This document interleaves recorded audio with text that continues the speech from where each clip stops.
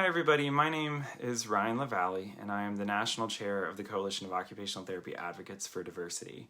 I want to tell you about an upcoming initiative, but also want to give you some context for it first. As leaders in anti-oppression and anti-racism, we understand that the occupational therapy community may look to COTAD for direction and guidance on action across different issues.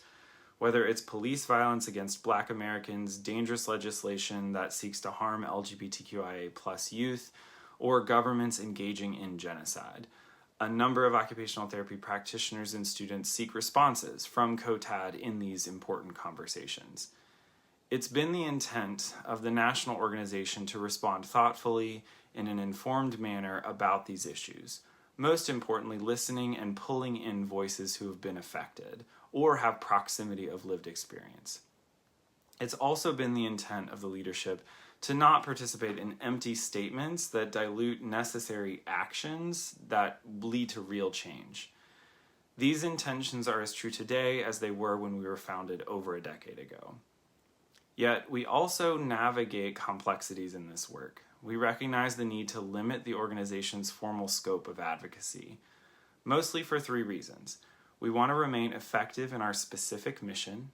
We want to cultivate an environment that doesn't exacerbate advocate burnout, and we also acknowledge the limits of the organization's expertise and power outside the profession of occupational therapy.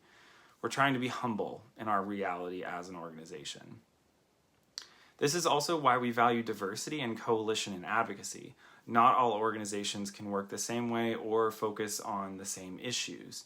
But if we work together in collaboration, we can cover more of those issues.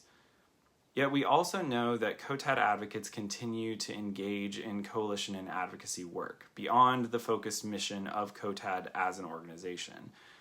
We want to be a space that prepares and provides good soil for advocates who feel ready and well positioned to do that work. But we also acknowledge that we need to figure out the best strategies for appropriately adding our formal organizational voice to broader movements outside the organization's scope. We haven't done that well always. It is a growing edge for us, but we've been working on it. It started from within, with the board of directors and national leadership holding space for each other to examine our concerns, our anger, anxiety, fears about global affairs or other issues. We think the work starts at home, right? And what we hope this work translates into is more public conversation about how we as occupational therapy practitioners can respond and meet those moments, however we can, with whatever resources we can.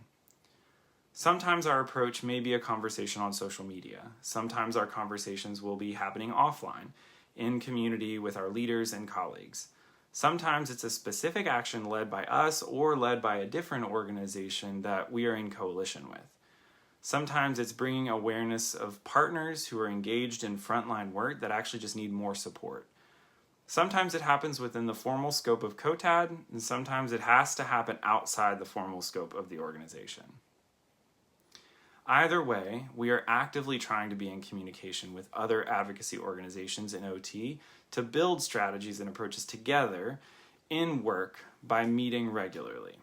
We are trying to be action-oriented to support this coalitional work where we can without getting caught in empty statement making. We recognize that discrimination, violence, and terror cannot solely be addressed head-on by occupational therapy practitioners. But where we can, we do need to use our voices to lift up the humanity of people. We acknowledge that in these geopolitical moments, COTAD has sometimes fallen short in addressing situations with urgency. And we want to do the best we can in the future to be proactive in how we engage with members of our community and the world around us all. We're doing that work. So with that said, in an effort to thoughtfully uplift and platform voices from within the field of occupational therapy, COTAD Engage has created the Humanity and Occupational Rights interview series. The aim of these conversations is to highlight the humanity and occupational rights of people around the world, especially those living in zones of war, conflict, and genocide. These video conversations with professionals from the field explore topics including but not limited to LGBTQ rights, women and children's health, indigenous sovereignty, violence, social policy, and racism and oppression. Each individual shares their perspective on the state of occupational rights globally and in specific populations, as well as their resources and powerful calls to action for the field. This project has taken a lot of time to plan and develop, but we hope that the final result will be a major step forward in COTAD being more active in a conversation of which we are all a part. I hope it will activate and engage you as much as it has me.